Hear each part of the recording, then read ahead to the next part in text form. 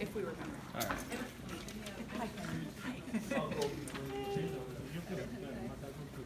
Feel free to grab a snack. Grab a snack. Oh, snacks tonight. I know, I saw that. and All I'm right. like, Provision. I saw your windows broken. Did you break in? Yeah, no, my husband had boxes piled up in the middle, had delivered the side ones, and then he took a turn and the one fell and hit the window and it fell out. Yeah. Yeah, we had Nope, lots of did that things myself. wrong with that van, so, oh well. It is. Exactly. Oh well. You've got good duct tape coverage though. Yeah. That looks pretty Yeah, solid. Mark did a good job. Unfortunately, we have lots of experience in that regard. My husband got rear-ended on Lowry, so he's got the bumper duct tape together at the moment.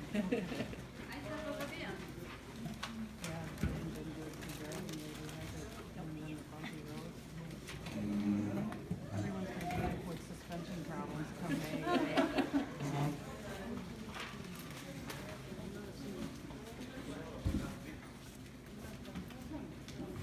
Did you get one, Karen? Yeah, I got one. Yep. They have a full complement of paperwork, I think. Okay. Hopefully no fire alarms today. But I see Matt's already here. Yeah. Oh, yeah, right. Did you ever get started? No, I saw him checking the kitchen upstairs, but What happened? we spent some time outside last week with all the kids. And then in the back of the church trying to do that.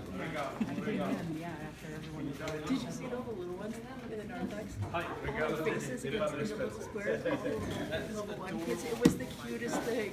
Mi gusta mucho scrittore Chesterton, si chiama. È un scrittore inglese che morì 100 years ago. She is gonna locate us again. Yeah, there's some. No, non todos hay tres partes del Evangelio. Where's Javier? They are out of Boulder. Es But you can find them in a lot of scrittore, stores, some of the more giornalista, conventional brands. I'm a come si dice? tasting club member. So. Journalist. They're delicious. They're zero alcohol, calories, no artificial sweeteners, Oh, no alcohol. no caffeine. No. Okay, I've had the periodico, the Summit one. Periodista, essayista, sagista. Pretty Yeah. good. I really like it. What is? Sounds similar. But he wrote some theology, some philosophy, some English, yeah. Sí, la verdad que escribía sobre teología y filosofía. Every couple of year others in Papa case you have comes a in few a more little that come. larky sticker. The kids take the Wait, larky they're out sticker. of where? Boulder. Did you get? I've never been. That's I pretty just- weird. Hey, I mean, come on, what are the odds? Crazy. Beer coming, or not beer, you food got? from Denver.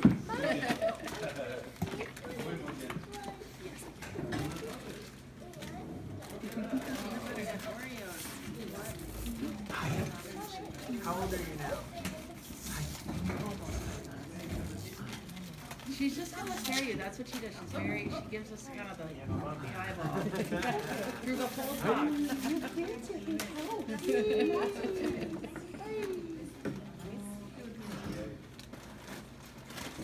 Okay.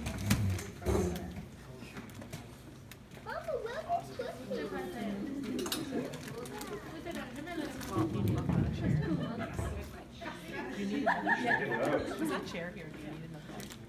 Or there's here. Okay.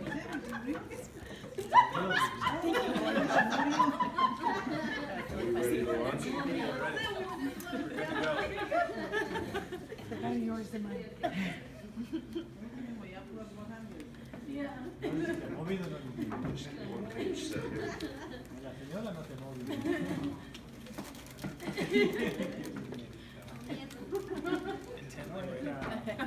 She's really excited about the prayer. See that?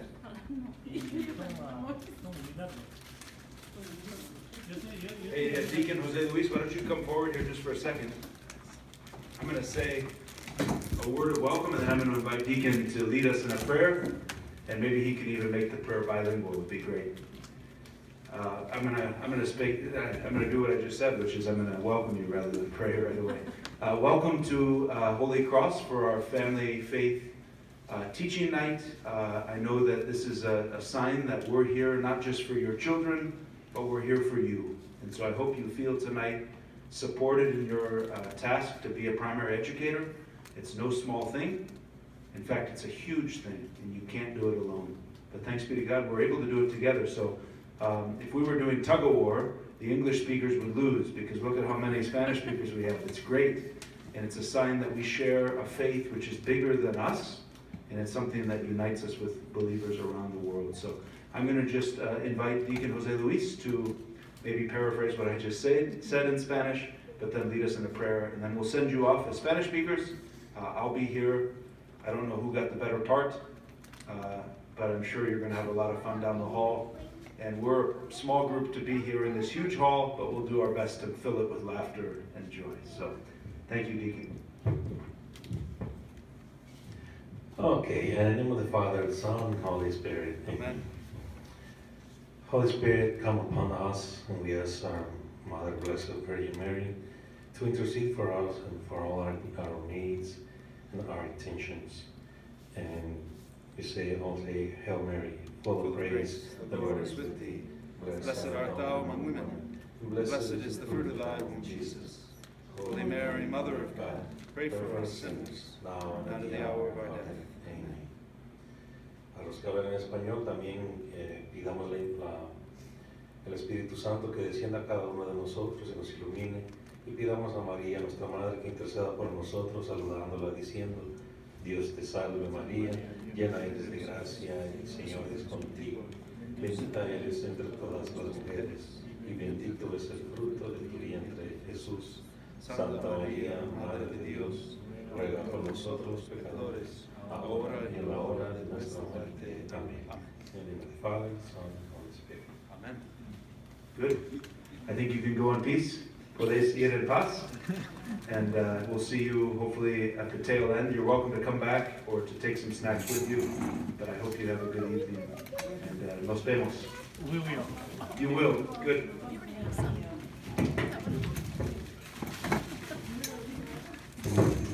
For the rest of you, you are stuck with me. Is this overkill? I think it might be. But I'm going to make sure that I'm recording. Let's see here. Are we live? We are live. Things are much more serious when they're being recorded. They're live. Okay. Who can, you won't bother me if you go and help yourself to snacks, etc. But who can just help me become familiar with what you've been doing in the last couple of sessions? I know I'm doing part 2 on the commandments as we head into February. So I imagine January was part 1 of the commandments. Did it happen or did it get snowed out? No, it happened a week later. It happened a week later. Okay, even better. So was it Father Justice? Yep. Excellent. And who remembers anything about what was said?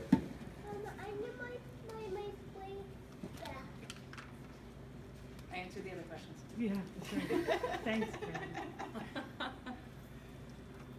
Who is here? It's not going to be too much of a quiz. I'm probably going to take a little bit of a different approach, but I'm really glad to be able to kind of build on hopefully the kind of foundations that he shared. Who is finding the study guides to be helpful at all? I really like how they're broken down both by grades, but cross-reference with the catechism, with the UCAT, and I think it's just a great reminder that there's a lot of good resources out there. And these are some of the best books that you can have in the background of learning the faith. I brought my catechism. I don't have my UCAT ready at hand. I also brought a little book just for your edification. It's a TAN book. It's called TAN Publishers. The 10 Commandments by Monsignor Charles Pope. This man is not the Pope, but his name is Pope, and he is an excellent writer. If you ever want to look up his sermons, he is an outstanding homilist, and he has a written version of his homilies online. So Charles Pope, he's a priest out in Washington, D.C., and I highly recommend this little book of the 10 Commandments. I also have one more book with me. You can grab the pages as you come in if you'd like. Yep, they should all be there. I also have The Order of Penance. This is a brand new book. This is the new ritual for the Sacrament of Confession. And starting, I believe, Ash Wednesday, but then beginning Easter Sunday, it will be required that in the form both of penance services with groups of people, but also an individual confession, this will be the new form that governs that sacrament. There are some slight changes. So you know the Mass was retranslated. This is actually the retranslation of the Sacrament of Confession.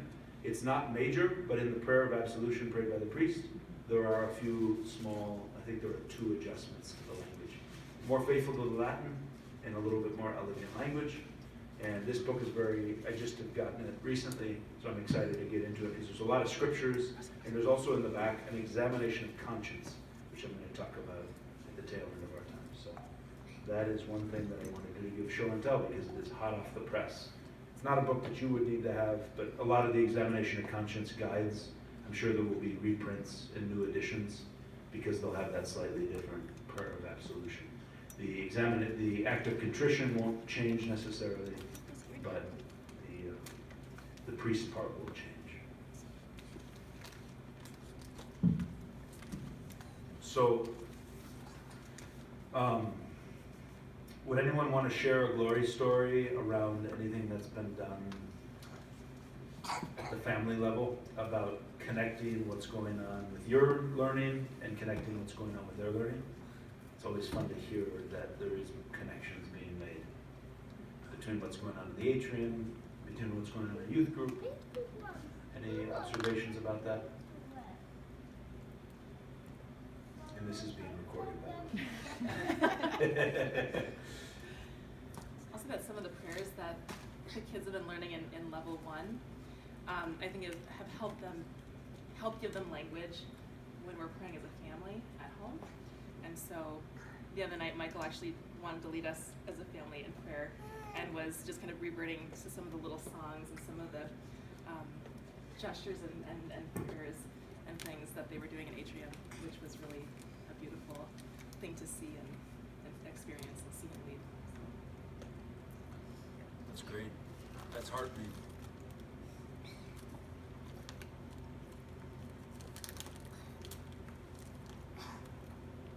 Anything else?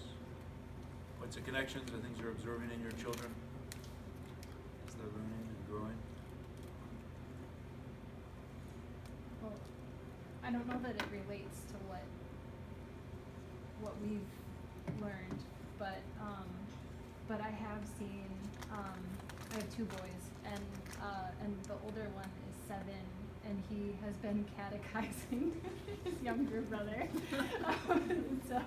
and teaching him, you know, who Joseph is and who Moses is, and then quizzing him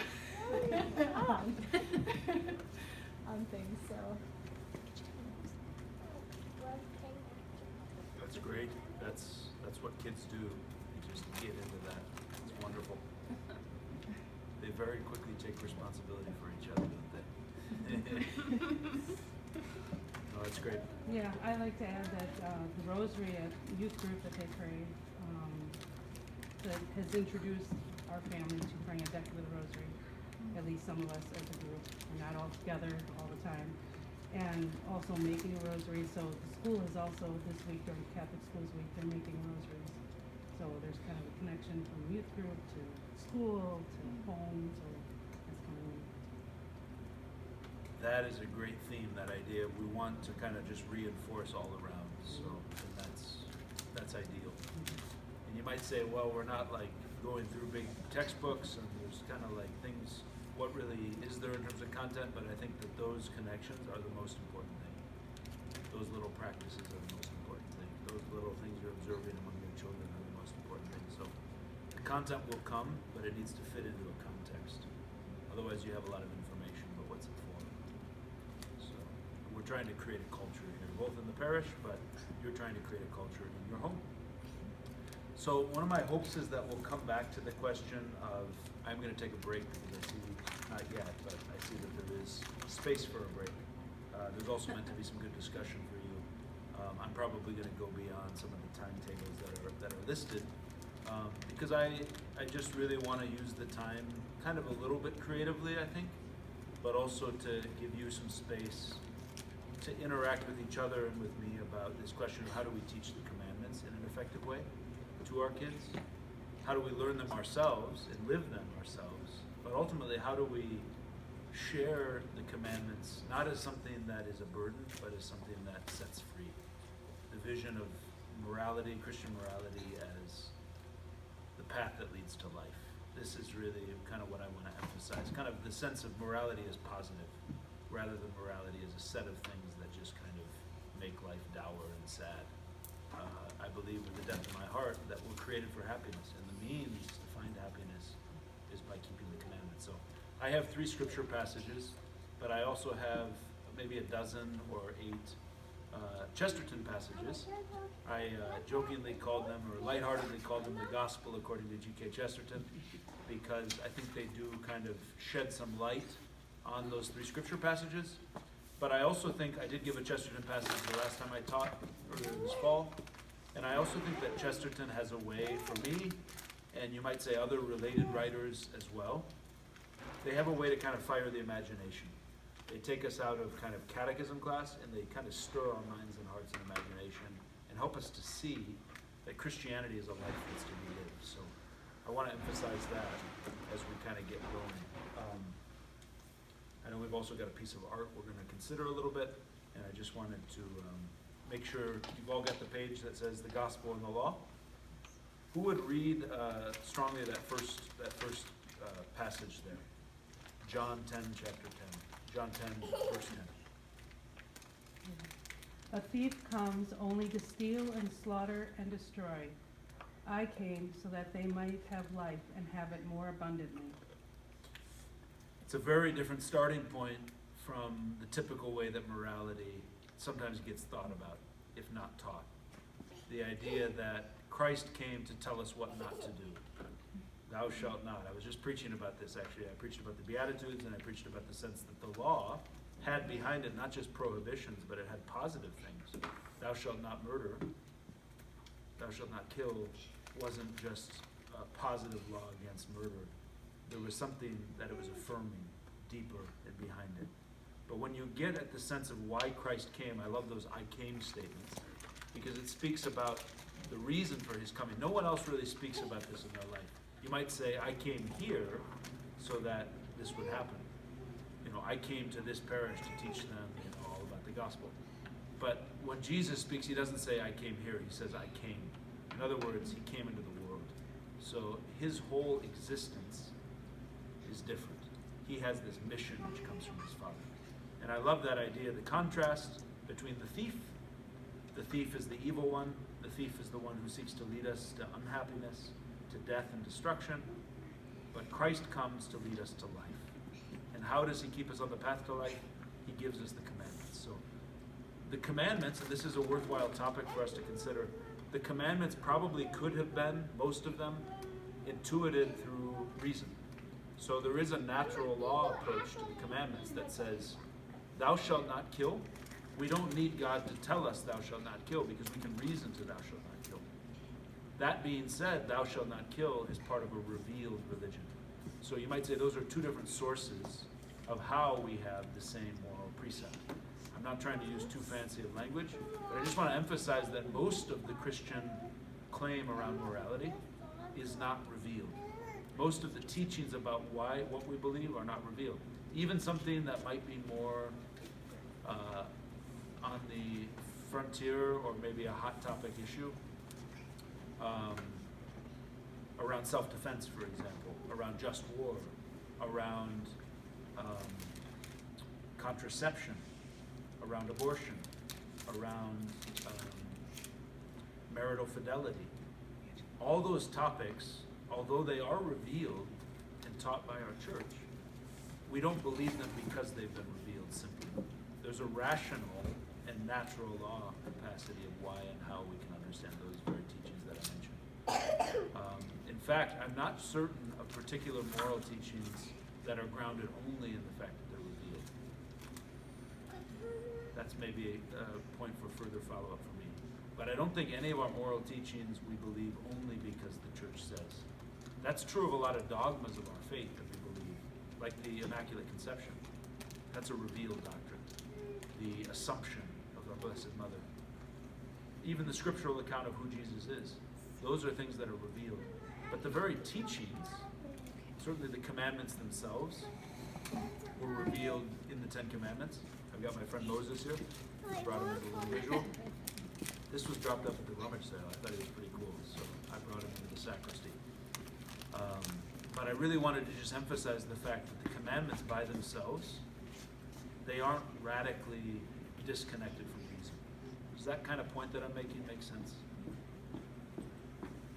In terms of where something comes from reason or something comes from revelation. Does that kind of difference make sense?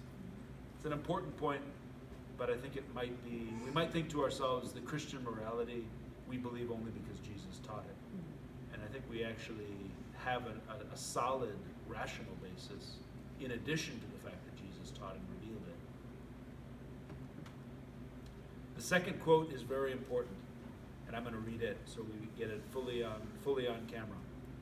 They do not think that I have come to abolish the law or the prophets. I have come not to abolish, but to fulfill. Amen, I say to you, until heaven and earth pass away, not the smallest letter or the smallest part of the letter will pass away from the law until all things have taken place.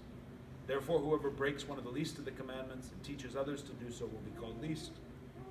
But whoever obeys and teaches these commandments will be called greatest in the kingdom of heaven. And I tell you, unless your righteousness surpasses that of the scribes and Pharisees, you will not enter into the kingdom of heaven. All of these translations, by the way, are from the New American Bible, which is what we read at Mass.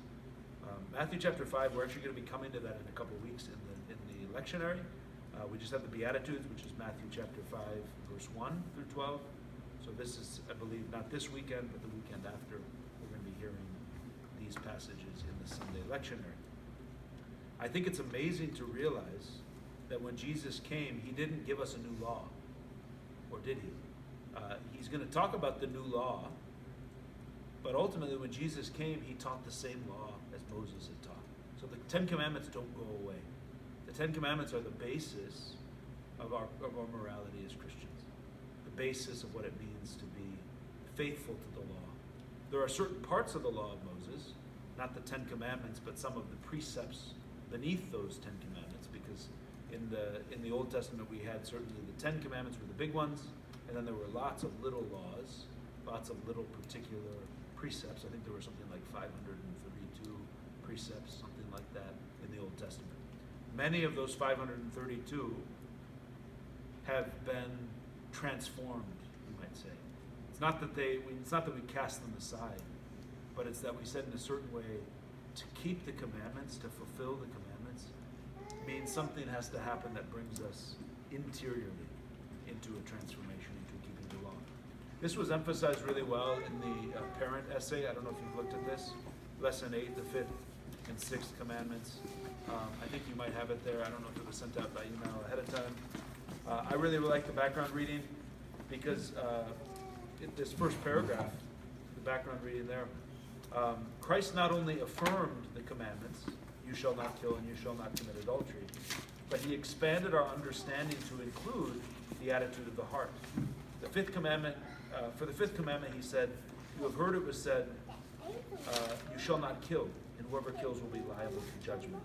But I say whoever is angry with his brother will be liable to judgment.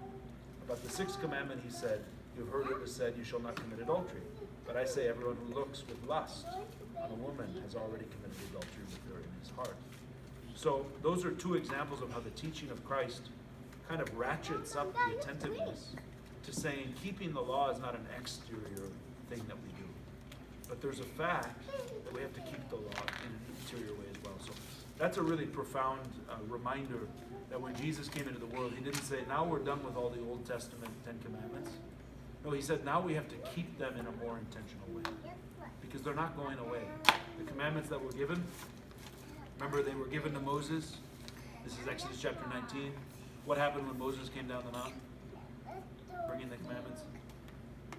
You remember? found idolatry. He found idolatry. What did he do with the commandments?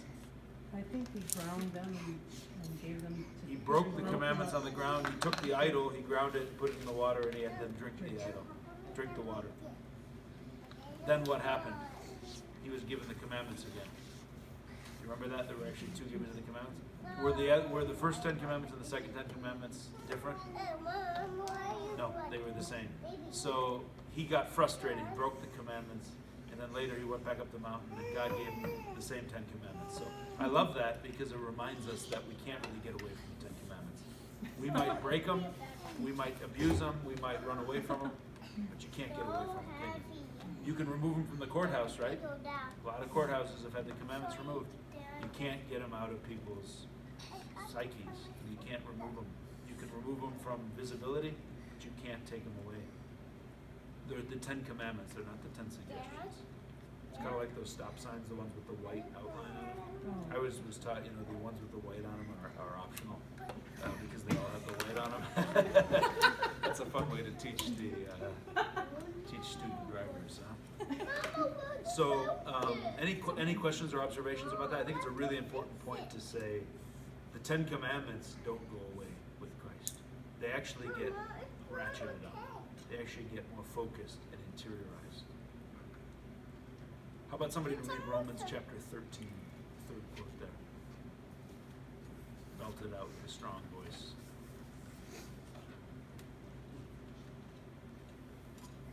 Julie?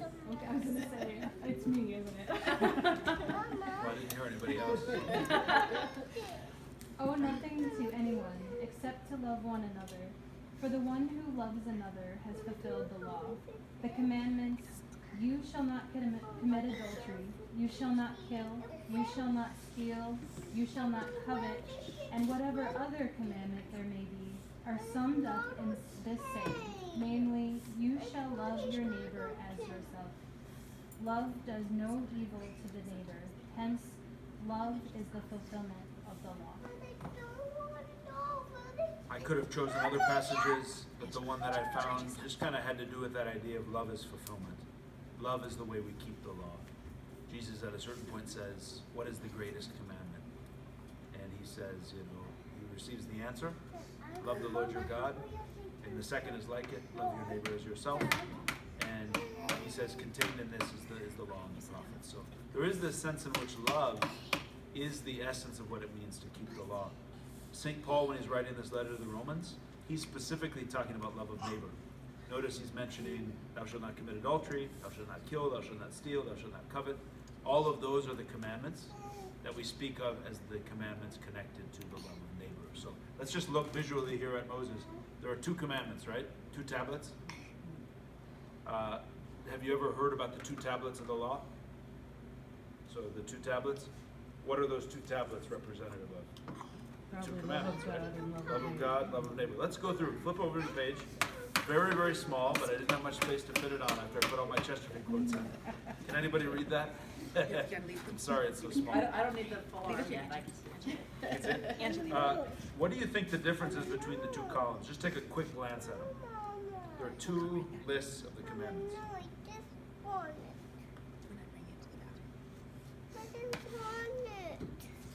And can I just get a show of hands? Who's a convert in here?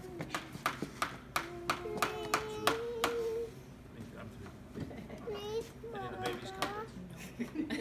We're all converts. The order is different in there. Yeah. You notice anything? Look at the bottom 2. One list and the other.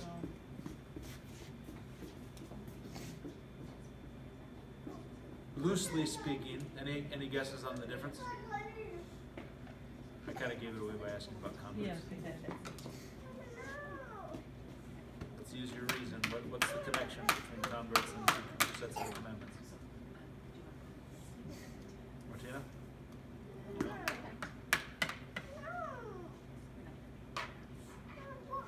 Looks like they switched 2 and 3. No, they split it. Is the older language on the right Jewish? It's got older language. Like the graven image and things? Yeah. Very good proposal. I think it does maybe map into some of this. So there are several places in the Old Testament where we have these commandments. There's one in Deuteronomy, and there's two, I believe, in Exodus, places where the Ten Commandments are written. So they're slightly different. The numbering order, it tends to be different for Catholics and Protestants. So the one on the right is a little more the Protestant. The one on the left is what's written in the Catechism, but it's the classic way that we memorize the commandments as Catholics. Notice the coveting is connected into one. So number 10 on the right, thou shalt not covet, joins together coveting the person and coveting the goods. Up at the top, the idea of making graven images. That's an idea of something that would be carved as an idol. Doesn't prohibit statues for us as Christians, but it is a more Protestant mentality to say we don't want any graven image to stand in the way of our worship of God. What I want to emphasize is on the left is this classic image that we use, and that's also the numbers that we reference. In my homily this last Sunday, I referenced the fourth commandment, to honor father and mother, as the one commandment that is a promise that's attached to it. I just think it's kind of interesting. Somebody actually came up to me after Mass and said, I thought that was the fifth commandment. And that's because the one on the right was actually the one that was written in most courthouses. And that's the more secular version that you'll see around. I don't know if it's connected to the Jewish as opposed to the Christian, but I do know that the Protestant translation of the Bible and the Protestant catechisms would have had that right-hand column listed. So the two tablets of the law, love of God, love of neighbor, they go together. Which, go to the left-hand column, which ones pertain to love of God? I'd say 1, 2, 3. 1, 2, and 3. You're right. And that would be correct. Okay. So 1, 2, and 3 are the first command, first tablet, and 4 through 10 are the second. You can see that the right-hand version includes an extra, basically breaks out the graven image. But it's important to know these simple phrases. I know there are jokes about priests in confessionals and children coming into the confessionals and saying things like, I committed adultery, or I bore false witness, or they're kind of literally saying the thing rather than connecting it to a particular sin. Does that make sense? It's important to have knowledge of what the actual commandment is, but it's also important to realize that that's a title that we need to kind of go deeper into. And I think that's kind of a good reminder. But memorizing is a very important thing. So the left-hand list, it would be great, and that should be exactly the same as you have on the study guide. You shall not kill, you shall not commit adultery, you shall not steal. Yep, word for word as you have in your study guide. So that's the classic Catholic memorization. It should be in examinations of conscience. We don't usually use that thou shalt not, we usually say thou shalt not. All right, what I want to emphasize now as we come to kind of ponder these 5th through 10th commandments. So we obviously are not starting at the very beginning of loving neighbor, because the very first of the love for neighbor would be the 4th commandment, which we covered last time. Did Father Justice say anything about honoring father and mother? Yes, he did. Otherwise you'll get hit with a stick. Well, he's But really the old been, lady as well. Yeah. he's really been honoring his mother or his father in a very significant way. His father just had a very serious surgery, and from a distance he's been both supporting them financially but also prayerfully. And it's been a pretty incredible thing just to watch his care of his family and his parents even from a distance. So his father had a very significant fall on Thanksgiving Day. And so for the last several months he's been really in a very difficult state. So it's been really neat to see him even from a distance being able to care for his family and whatnot. So in a certain way that is first among the commandments. You might say, well, why are the commandments in the order they're in? That first commandment, especially when you look at the catechism sections are referenced here in your passage. But the 5th commandment begins 23:18 to 23:30. So the 4th commandment would just be before that. The 4th commandment is first among the love of neighbor. Why? Because love of parents is right next to the love of God. Does that make sense? Because a parent is in the authority that God has placed them in. one of the reasons our own love and honoring of parents is important, but also the cultivation in our own children of care and reverence and devotion. You might say, well, it's a little bit selfish to try to get my kids to honor me. By them honoring you, they're learning to honor God and everyone who God rightfully puts in places of authority over them. If they can't learn to honor and reverence you, they won't be able to honor and reverence God. It's one of the reasons why in a culture where it's endemic, it's probably more than endemic, where there are a lot of challenges in family life, especially towards fathers or absent fathers, there is a culture where God's fatherhood is becoming eclipsed. And that's just a fact. The idea that because we're struggling to honor our parents, and because our parents sometimes aren't even living up to being honored, you might say they're failing in very fundamental ways. There are fundamental ways that it's becoming hard to love God. We always move from the known to the unknown. I just thought of another Chesterton quote I could have put on the passage, on the page, that says, if we can't love our barber whom we have seen, how can we love someone on the other side of the world that we've never seen? This is true about God as well. If we don't love our father and mother whom we can see, how can we love our heavenly Father whom we've not seen? And that's kind of the same principle. We move from what's known, from what's close to us, to what's more distant from us. All that is a way for prefacing. I'm going to focus in on thou shalt not kill, thou shalt not commit adultery, thou shalt not steal, thou shalt not bear false witness against your neighbor, thou shalt not covet your neighbor's wife or husband, thou shalt not covet your neighbor's goods.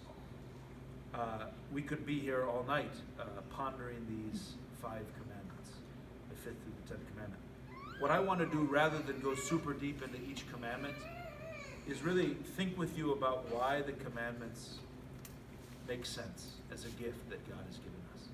And also to really give you some time to think and ponder about what would it look like to teach your children and to learn yourselves about what does it mean not to kill? What does it mean to seek purity? What does it mean to seek and cultivate chastity? What does it mean not to steal? What does it mean not to lie or to bear false witness? What does it mean not to covet? These are fundamental things that all of us as adults, as priests, as family members, as wives, as mothers, but also for your children's sake, we have to get a hold of. So you might say those are the basic categories. Killing, not killing or respecting life, not committing adultery or seeking purity and chastity, chaste love, and love as a whole really is the virtue that's connected and sinned against through adultery. Not stealing, or you might say cultivating gratitude. Connected with gratitude is the idea of contentment with what we have, which is also related to that lack of covetousness. And then lastly, not bearing false witness, or in other words, telling the truth. So you can see how each of those commandments has a positive side as well as the prohibition side. I'd like to emphasize the vision of morality, which I think one of the best exponents of it is G.K. Chesterton. G.K. Chesterton has a very pithy way to say very profound things. And for me, he's been one of the best means of being able to kind of grab hold of these simple truths to teach them both to young people, but also to adults. So you're going to be a little bit of a way that I can try that out a little bit tonight. But let's just look at that first passage. I think if we only get to a couple of these, that first one is definitely one that I wanted to look at. First and second are among the most important. I have a little subtitle for each of these. The idea of freedom needing boundaries is really important. So why does God give us these clear boundaries? Don't do this. Don't cross this line. Is it to keep us back from happiness?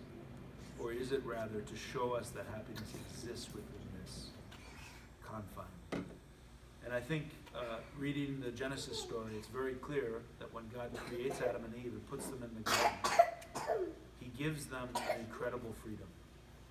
He gives them incredible freedom. You may eat of the tree, of the fruits of any of the trees in the garden, except the one. And even before we get to that first passage, let's go down to the second one. Why are there 10 commandments? we might say to ourselves, is 10 Commandments a lot or is 10 Commandments a little? Well, in Chesterton's view, 10 Commandments is a little. The truth is, of course, that the curtness, that is, the brevity of the 10 Commandments, is an evidence not of the gloom and the narrowness of a religion, but on the contrary of its liberality and humanity. It is shorter to state the things forbidden than the things permitted, precisely because most things are permitted and only a few things are forbidden. That insight, if you ask me, is one of the most important things that we have to teach when we teach morality. That insight is one of the very things that is not being taught about morality. The Catechism, when you look at the moral teachings, especially on sexuality, appear to be a whole long list of things that you cannot do, all of which you might want to do, all of which there might be temptations and concupiscence that would lead you to do. And in that environment, in a fallen world and one that is increasingly confused about what is right and wrong, I think it is fundamentally important to realize and to remember that there is, in God's wisdom and his goodness, although it's doubted, although his wisdom is questioned, and although his goodness is questioned. And as I say that, I think of children, maybe not as much little children, but older children begin to question two things about parents, right?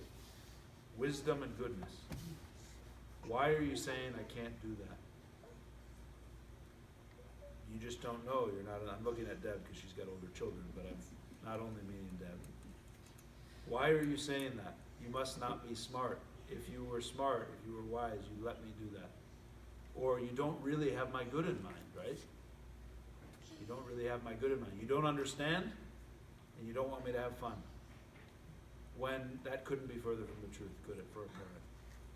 Because a parent, generally, when you set at least a legitimate rule, I assume most of you parent with legitimate rules rather than illegitimate or arbitrary rules. There might be some arbitrary ones, like go to bed at 7 o'clock or 6 o'clock or whatever. That's kind of for your own sanity, I'm sure, as parents. But let's just emphasize the fact that a child, like us, with our view of God, begin to have to realize that God is wise and God is good. God is wise and God is good. Just as a parent strives to be wise and a parent strives to be good. Unfortunately, children call that into question around the teenage years. And sometimes in the young adult years. What is that, earlier? And earlier. But let's just remember that we do that with God all the time. So lest we say, those teenagers, those tweens, let's remember that we ourselves act in that very way towards God, our good Father. And so that's really the place that I want to really poke a little bit at each of you, is to say, how do we have standards for our children that are different than the standards that we see ourselves in with our view of God? I think that's a really important question for all of us to grapple with. Let's go to the top one from Chesterton, Orthodoxy chapter 9. I love this passage. I love it, I love it, I love it. I don't always read the section right at the beginning, but I'm going to read it tonight because it is right before. I just pulled this off the internet, so it's right bore the passage. Those countries in Europe, this is really interesting having lived in Italy, those countries in Europe which are still influenced by priests are exactly the countries where there is still singing and dancing in colored dresses and art in the open air. He's making a cultural, sociological point about the Mediterranean world.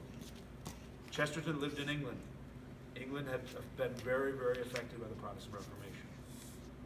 Big parts of Northern Europe, Germany, Belgium, Holland, Netherlands, Scandinavia, they were all that kind of Northern European place.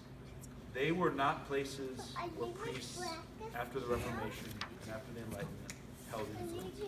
And those were particular places where the whole culture changed. We think of Mediterranean world as one way and Northern European as another way. A big part of why that change came about was because of the anti-clerical movements, was because of the theological claims that were going on, and was the idea that priests, who are always the rule givers, always the people who are supposed to be reminding us of what we're supposed to do and what we're not supposed to do, priests had been set aside. And you kind of saw ultimately a culture that had become very decadent, and as a result of that, you ultimately saw a culture that kind of became sad. There was no longer art in the open air. There was no colored dresses. There was no dancing. There was no singing. He's not making an absolute point to say one is better or not. He's just saying note something about the Mediterranean cultures where the church remained more active. Spain, parts of France, Italy, and the islands around the Mediterranean. Listen to this. Catholic doctrine, discipline, and I would add, and morality may be walls. The commandments may be walls, but they are the walls of a playground. Christianity is the only frame which has preserved the pleasure of paganism. We might fancy some children playing, this is a beautiful image, we might fancy some children playing on a flat grassy top of some tall island in the sea. So long as there was a wall around the cliff's edge, they could fling themselves into every frantic game and make the place the noisiest of nurseries. But the walls were knocked down, leaving the naked peril of the precipice. They did not fall over, but when their friends returned to them, they were all huddled in terror in the center of the island, and their song had ceased. So having those priests reminding us of morality, having the commandments taught by our parents and taught by our catechism classes, but taught in our homes, taught in our schools, is itself the condition of freedom. As soon as you knock all those things away and say anything is possible, anything is legitimate, anything is licit, we no longer are able to live in full freedom as humans.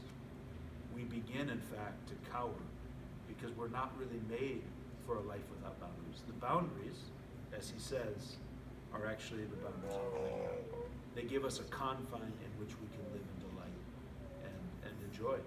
And I believe that those 2 points that Chester makes, both about the fewness of the commandments, but also the commandments as walls, perhaps could be the basis of a new way of proposing the church's teaching on morality. And that's why I leave you with them, because I don't think that they're just there.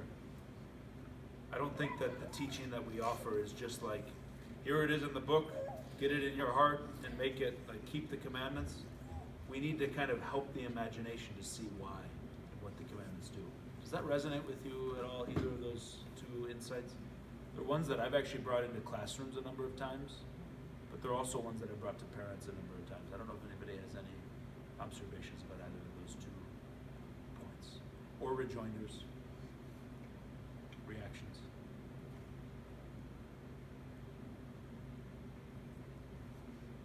We're going to take a short break here.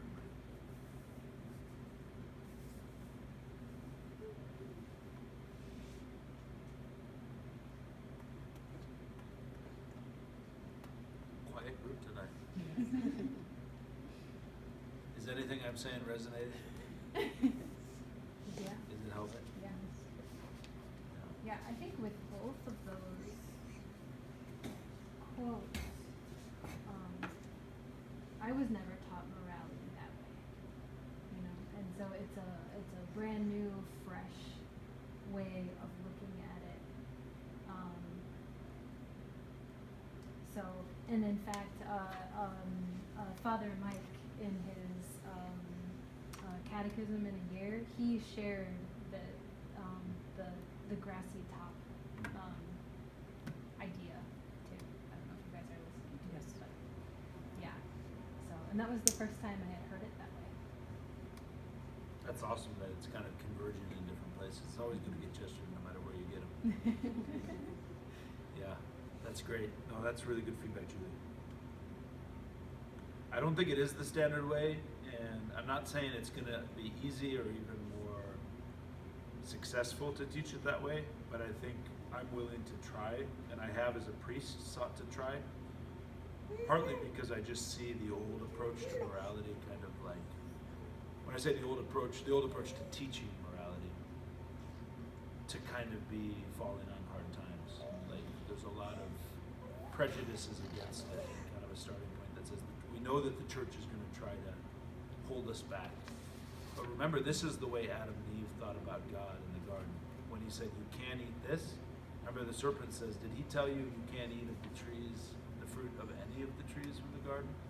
That's the greatest deception that there is in the Bible. Because look at what God says, you can eat from any except one. And then the serpent takes that one commandment and absolutizes that. It God truly tell you that you can't eat from the fruit of any of the trees of the garden? Surely he knows that when you eat of it, you'll become like gods and your eyes will be open. And then then Eve looked at the fruit and saw that it was good for eating, and she ate it at the suggestion of the serpent. And that turning of God's word against itself, or ultimately falsifying God's word, is exactly what happens in our world today. Does the church really tell you you can't? There is no satisfaction in married life and sexuality, for example, or does the church truly believe that honesty is always possible? Does the church believe that killing is never legitimate? So there's that kind of attempt to turn morality into this kind of iron coat that kind of like holds us back. And against that backdrop, we want to run from the commandments. We want to run from Moses because he seems like the one who's going to lock us up in prison. But the prison is actually the only environment where we can flourish. It's not a prison, but it's an environment that's enclosed. I love that line, that next one. I'm not going to go through each of these, especially on the second page, but I love that line. No man can break any of the 10 Commandments. He can only break himself against them. What do you think that kind of means to you?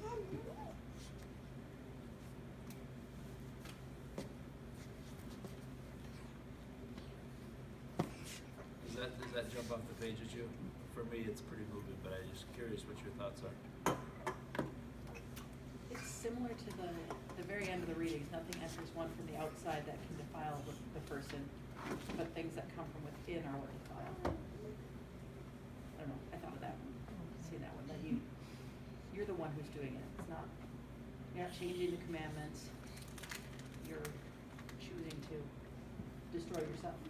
That's yeah. Isn't that what happens when we break the commandments, thinking I'm going to find fulfillment? We find self-demise, don't we?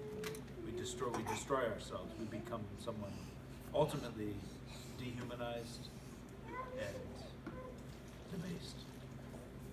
That's a great way to put it. We destroy ourselves.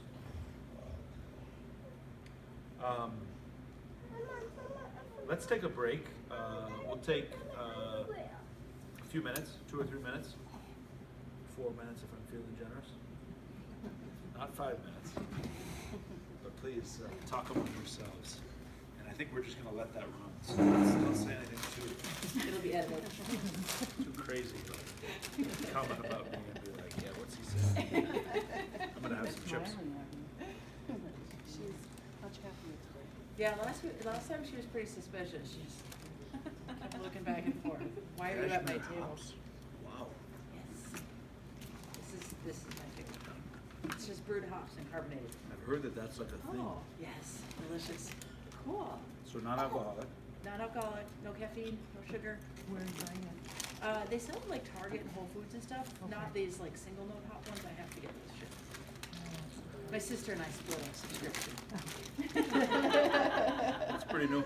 A few of the breweries are making them Yeah, around. a lot more available now. Yep. Indeed, I don't know. Angie, you Since we're in the latitude where you can grow hops, sometimes I got some from a neighbor and dried them, and I can make the tea. I just can't carbonate it because I don't have fancy carbonating devices like Right. the rest of the world does. Yeah.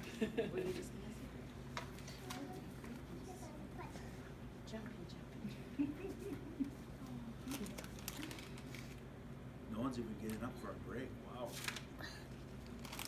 Ready for more. It would have been 5 minutes. Yeah. You could have done something. That's right. 4, I don't know. Just setting the prohibitions, you know? Can't give. I don't know. You could go to the bathroom again. Oh my goodness. I'm just laughing because that happens to us. It's like she's just potty trained, that's great. But like, it's kind of hit or miss going in public places. Yeah. So it's like, I gotta go. I think let's just go back now. Oh. I gotta go. Yeah. Finally we went. Okay, now we gotta do a second round just so. I'm sure Nate's going to enjoy editing me. Yeah. Punching on the microphone. So.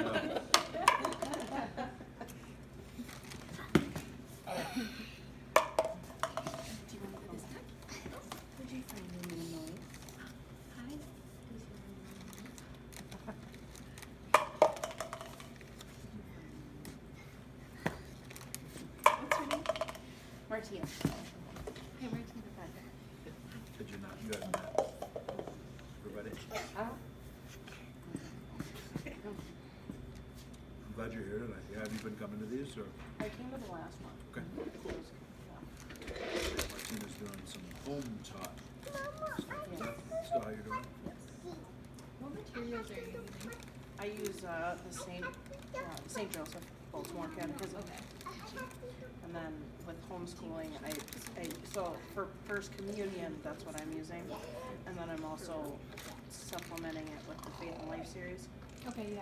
So. What do you guys use? Or are you still homeschooling Yeah. everybody? Okay. Yeah. So Faith and Life. Okay. And then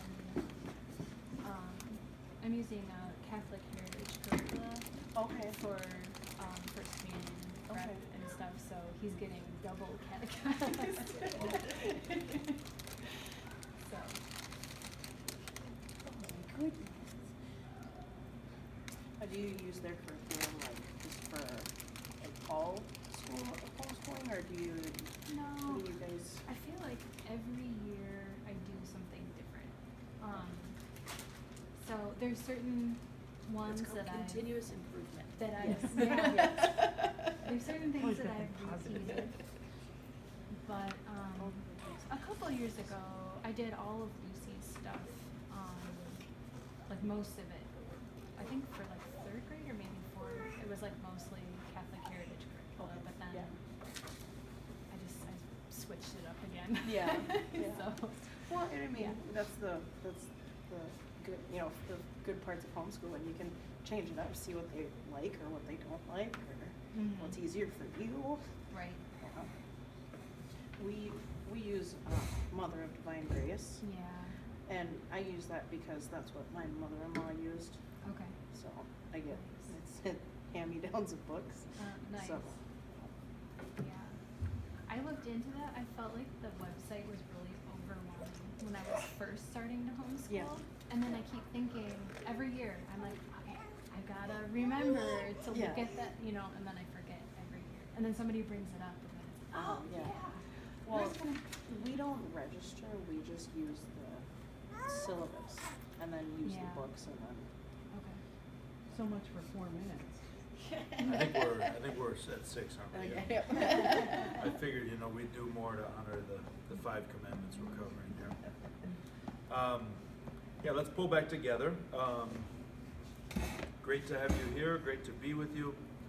I'm just kind of considering how to kind of structure our last part here. I know you've got some reflection questions. I'm not as inclined to spend our time with those because I would like to kind of get at this question, and I was hoping you all might be a little more talkative tonight. And I know because I'm here, maybe that's like dampen. I should have had a dampening beer. there. I'm sorry. It's not too late, Dave. There are the- some of the them. Yeah, I piece, know. the piece that I was hoping was there could be some creative conversation. I know different ones of you have children of different ages. I was also hoping to kind of watch and listen from you a little on the question of what would it look like to think about these commandments for yourselves, but to think about them in new terms with regard to what would it look like to prepare your children. Imagine you've got a first reconciliation this year, first communion. What would it look like to think about the examination of conscience process for those who have children who have already made their first confessions? What would it look like to think about this sin from a child's perspective? Does that make sense? To think about this commandment from a child's perspective, and then to think about the broader application of that commandment. So I think we should just talk about 1 or 2 examples among the 5 that we have here. Obviously, the 9th and 10th commandments are of the same kind. They're both covetousness. And covetousness is a good maybe entry point. Maybe we can start with 9 and 10, precisely because covetousness is precisely what Jesus is saying. You can stay home. You can even stay in your elder care apartment where they say, oh, I don't sin, I don't do any big sins. And I think to myself, but you can covet and you can never leave your home. And you can still covet. So covetousness, the root of covetousness is very dark because it, as I referenced in kind of going through the list, as does stealing, it has to do with a fundamental failure in gratitude, doesn't it? Yes. An awareness, an acknowledgement of what we have and what our rightful place is. It also kind of falls into that mode of thinking about like the grass is greener, you know? Like you see the externals of someone else, what they have, who they're married to, what their life appears to be. And you ultimately get pulled in this direction of saying, if only. And what is that always going to do? It's going to always pull you away from the place where you are. One of the reasons why, one of the most destructive things going on in our culture right now, and I say this to myself because I'm involved in this, is social media. Because social media is designed to project your life, but especially designed to focus your attention on others and to put yourself in some kind of a ranking against them. Am I better? Am I worse? Am I moving up in the world? Am I moving down in the world? Especially those that are more visually, I mean, all of them are visual.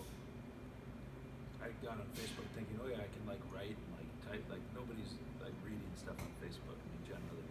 It's the visual part. Even more so Instagram, even more so Snapchat and kind of the more visual video messages. I think it's really good as adults to be attentive to that, but even more so to be attentive to that for our children. Because what's coming next, I mean, the Lord only knows. But to be attentive to the fact, what does it mean to remain human in a technological age? But just to be aware that as women and wives and mothers, there can be a lot of danger in this covetousness. It's true as priests as well, and as men and fathers and husbands. But just to note that that category of covetousness, whether a neighbor's spouse, a neighbor's possessions, house, wealth, job, that whole creeping sense that somehow they have something that I want. And who can think of a biblical example of covetousness that goes further? I can think of a couple places, but at least two great Old Testament biblical stories that reveal covetousness is the root of all sin, or at least the root of many sins. Well, Cain and Abel, he was coveting his brother. There you go, I hadn't even thought of them. Okay, there's three. Yes. How about David on the yes. rooftop? You might say, well, that's a sin of lust, but covetousness of one's wife of another's wife is related to lust. It is a piece of lust, but it is the covetousness that leads him to move in a direction. He knows that she's a married woman, and he begins to initiate activities, and then the response and the reaction to those activities when she's pregnant, and ultimately he orders her husband to be killed indirectly, but he still orders it. And you kind of see the mushrooming of sin. The other one I was thinking of is the desire for the vineyard.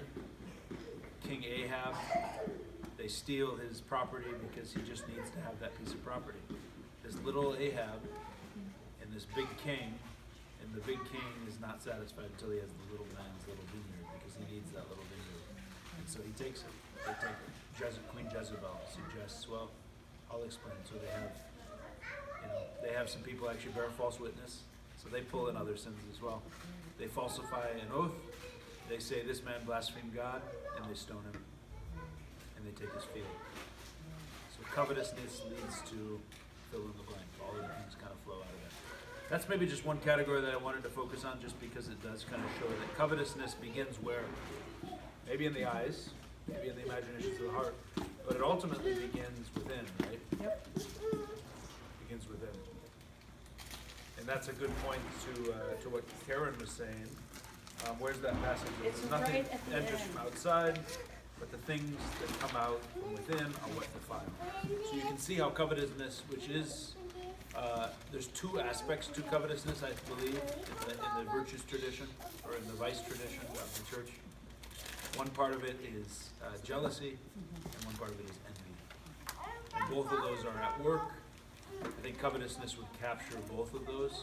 The Catechism might kind of disentangle those a little bit. Does anyone know the basic distinction between envy and jealousy? Envy when you're angry that somebody else is good. Jealousy is more like on it. Yeah, I think that's a very, very good definition, yeah. So you can see how both of those are connected to covetousness. So that's a kind of a category.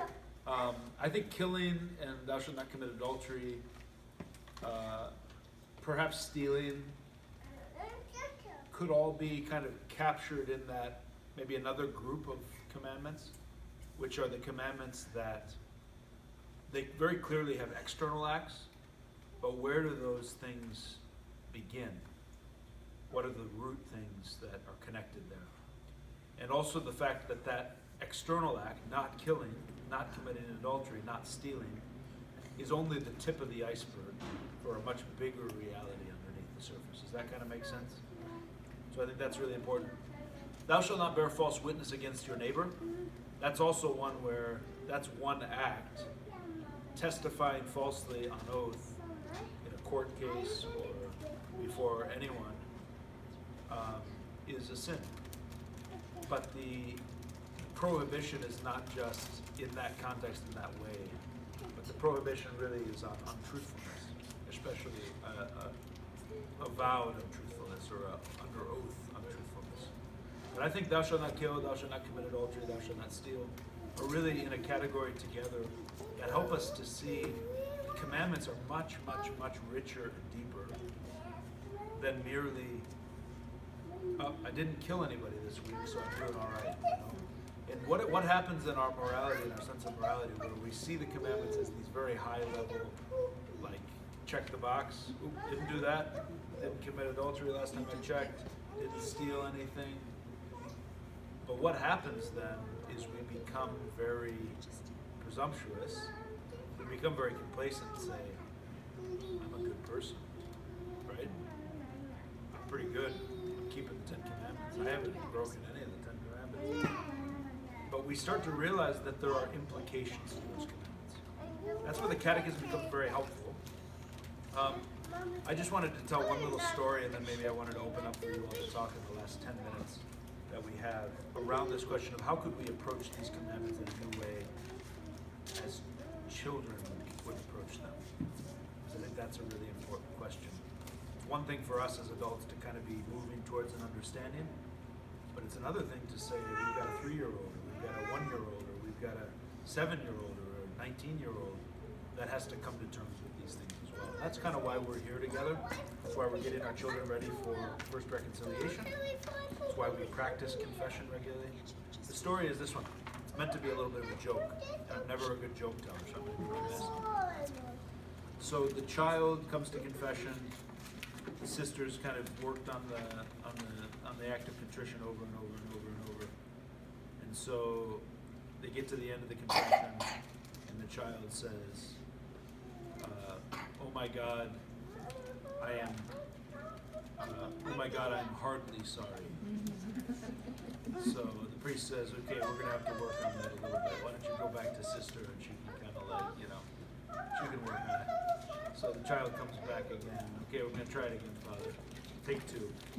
Bless me, Father. I am partly sorry. And then, third time's the charm. So bless me, oh my God, I am heartily sorry for having offended you. So let's just kind of realize there's a little bit of lightheartedness in this, embracing true sorrow for sin. But true sorrow from sin comes first and foremost from an understanding that God has given us a commandment as the one who is all good and as the one who is all wise for our good, because he knows that only in the confines of that gift of his commandment can we truly be alive and truly have life in abundance. So that's kind of my sketch of why the 5th through the 10th commandments matter, why they will always be with us. It's not like we check a box and say, okay, I'm not going to be the kind of person that falls into killing tendencies, because we can kill people's reputations, we can speak harsh words, we can give way to anger, we can dehumanize the other person. We can indirectly share in killing. We can cooperate in murder.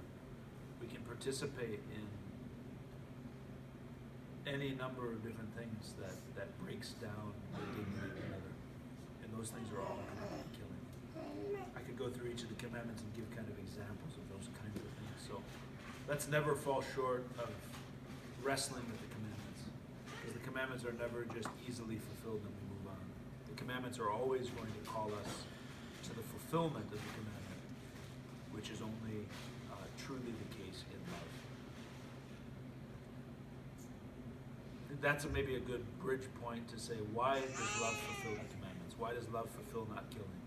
Why does it fulfill not committing adultery? Why does it fulfill not stealing, not coveting? Does anyone want to take a crack at that? How is love, as Romans said, the fulfillment of the law? To love neighbor. That's a big question to answer. Yeah, it is a big one, but does it seem like it's automatically clear that love is the fulfillment of the commandment? Or does that seem to be a truth that has to be revealed by Christ before we know it?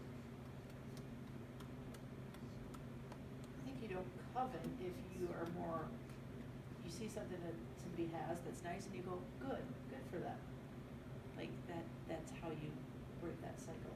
Instead of looking at them and say, I deserve that too. You say, well, good for them that they have that. Like obviously, if you love somebody, hopefully you're not going to kill them, so there's that more formal basis. But it removes that, I deserve this. I deserve everything and I can do anything I want to get what I deserve. What's at the basis of that idea of love for the other person, of saying good for them? It's beginning to humanize them and say they're a human person.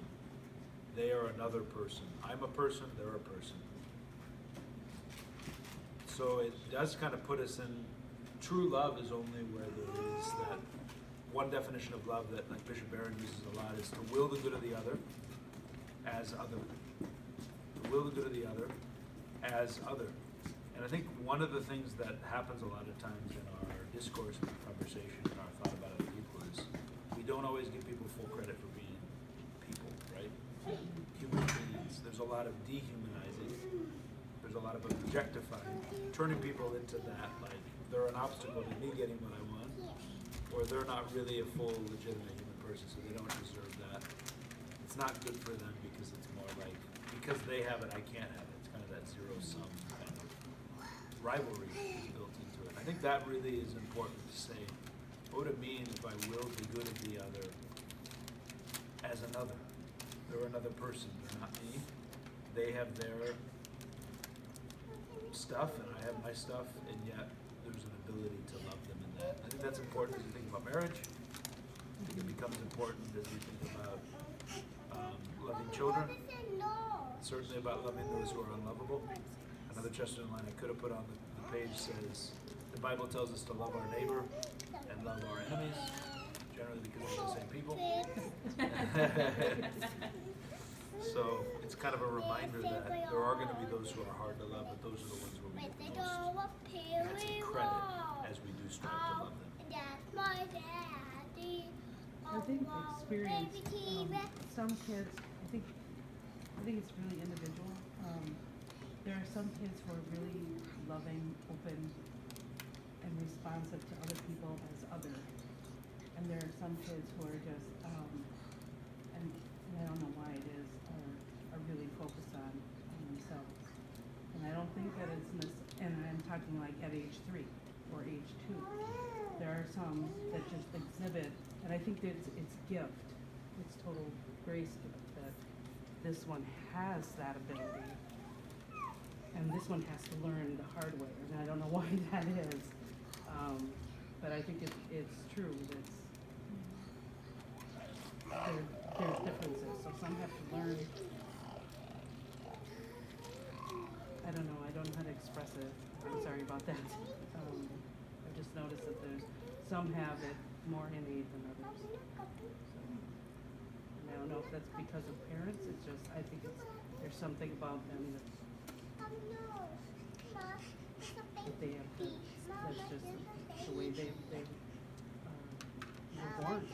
They have to learn a different way. That's wise to observe, to notice the difference in different temperaments. Yeah. Does anyone want to help us in the few minutes we've got to think about anything you've noticed in seeing your children awaken to the idea of the commandments? I think purity is one that's really important as we think about it in terms of what would it look like to teach, but it may not be the most bite-sized topic to take on. I think the topic of thou shalt not kill would be a very interesting one in terms of respect for the otherness of the other, kindness, gentleness, things like that. I'm open to any of the five as it connects with the idea of raising a young child into an understanding of like what are the rudiments of that commandment. Because I think we're going to need your help as parents when we come to teaching children about first reconciliation, etc. Because nothing that I can say, and you can see how clumsy I am with teaching, nothing I'm going to say is going to make up for the fact that if you can't explain it to your child, I certainly am not going to be able to. You know what I mean? Like we can do a part to be like another voice, but I guess like as you think about the Ten Commandments, as you think about raising your children into a robust vision of Catholic morality, like that's something that needs to be very simple and clear so that we can raise little ones up into it. Does that make sense? Because we would say before the age of 7, someone's not capable of personal sin. They might be frustrating, they might agonize us, but they can't sin in the classical definition of what sin is. They're fallen. I don't want to fill in all the time. So they are fallen. Even a baby prior to baptism, even after baptism, is fallen. A baby after baptism has sanctifying grace, so they're restored, but they still have concupiscence. Why do they do what they shouldn't do? Concupiscence. And bad habits. Anything about any of the commandments in terms of how do we begin a child on the path to growing into it? Because I think that really, as I think about a group of families, that's my hope for you, is like we work together, parish and families, to kind of like create an environment where kids can want to be virtuous. I think purity, like bringing it down to their level of saying like respecting your own body and respecting others is at least how we've introduced for our younger kids, because we don't have under 12 years. That's exactly the kinds of insights I'm thinking about. So, and I realize there's like not a ton of time now, but anyone else have points like that like you've begun to think about a commandment in a childlike term? A way of explaining it, a way of modeling it, a way of teaching it.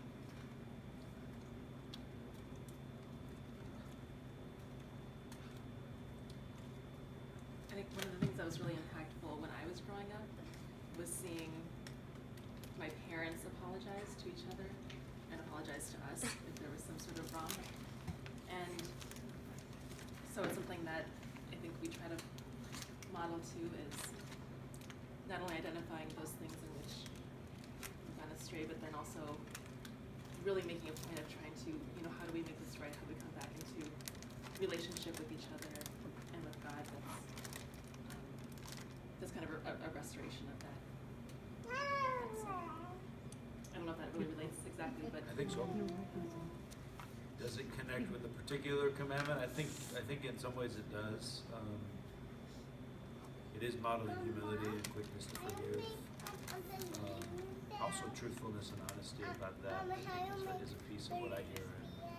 And clarity about this is a wrong, and I'm going to be clear and honest that it was a wrong, and I'm sorry, and I want to do better. That kind of a owning kind of. But obviously that's kind of a meta example of what confession is as well, right? When your parents are modeling that, they're actually showing you how to go to confession.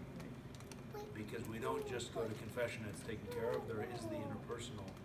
Confession never takes care of the interpersonal. I always try to remind people that it's like there's usually work to do when you leave the confessional. That's not just your penance, right? There is the kind of restoration of a relationship. Sometimes it's happened before, but sometimes we kind of put that part off because we're like, oh, it's easier to just ask God for. It's like, did you talk to your sister and say you're sorry? Please do that as well. You know, so I don't always mention that as the official penance, but that's kind of part of the give and take of confession, if that makes sense. Anything else from family life that connects to one of these around how does a child like grab a hold of thou shalt not steal or thou shalt not bear false witness? I think for false witness, it's natural and protective, right? Are you digging in the garbage? No. And then you say, okay, well, you said no, and instead of focusing on that, focus on you knew that was wrong, so you knew we didn't want to hear yes. So, they will not reveal things or point fingers or whatever to protect themselves, but it's because they know that they're doing something wrong, and to use that to start building a compass. Like, if you have to lie about it, then it is not right. Always do what you would be proud of telling your parents you're doing. I mean, that's what Adam did. Sorry? That's the first thing Adam did. Yeah. Building a compass, that's a great image, and that's exactly what's happening in your homes.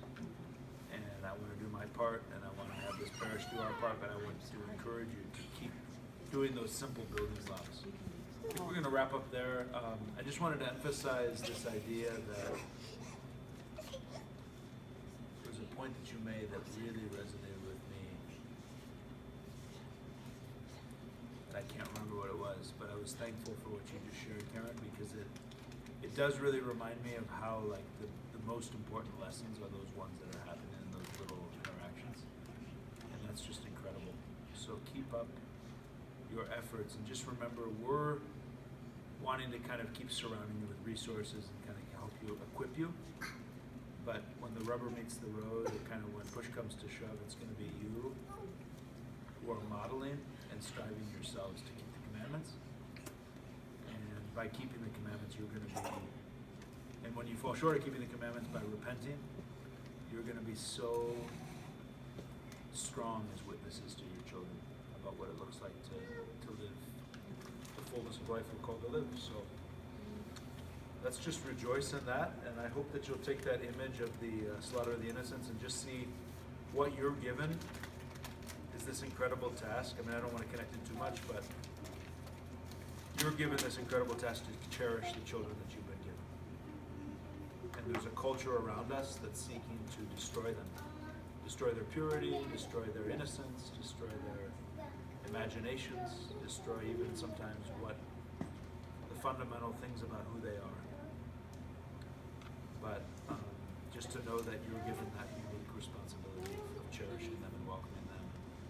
I think that mother that's kind of covering the mouth of that other little baby that's crying is just a reminder of like, in the face of all of that you are being given the grace that you need to raise your generation.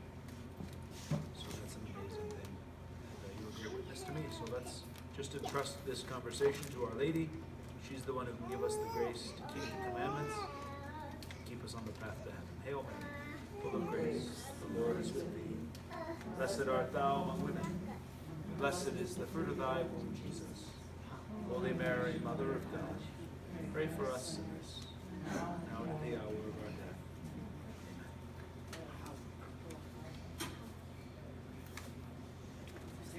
Oh, you did, yep.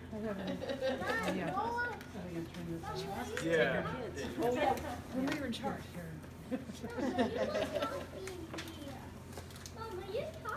Hope that gives you some things to ponder in the gospel according to